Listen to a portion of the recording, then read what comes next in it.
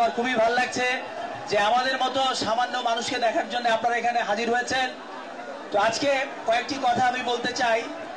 প্রথম কথা হচ্ছে যে মেয়র নাইট যে শব্দটি আজকে আমরা শুনলাম এখানে, আমার এই 30 বছরের বিনোদন জীবনে, সাংস্কৃতিক জীবনে মেয়র নাইট বলে কোনো শব্দ আমি শুনিনি। আমরা শুনেছি musical night, cultural night, star night কিংবা কোনো গালা নাইট, কিন্তু মেয়র নাইট এটা আমরা শুনিনি।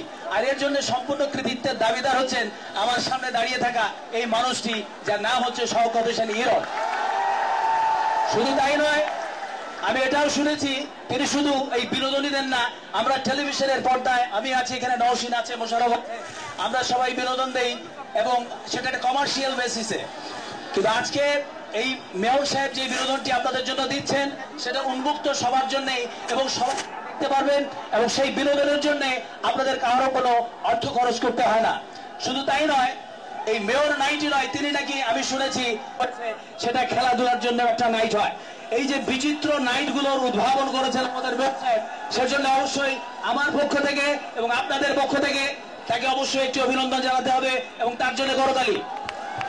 আমাদের গৌরব, আমাদের মাটির সন্তান জনাব হানিফ সংকেত, আমি তাকে ধন্যবাদ জানাই।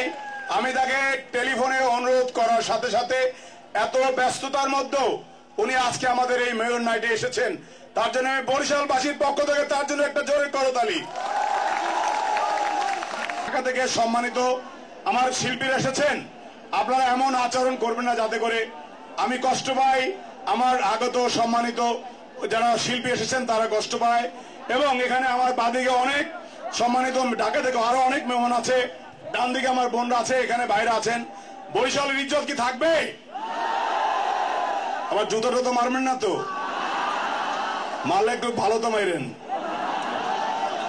আগামী দিন ইনশাল্লাহ হানিফ সংকেত, আসিফ, মোশাররফ করিমের নেতৃত্বে এখানে ঐতিহাসিক মেয়র নাইট হবে ইনশাল্লাহ।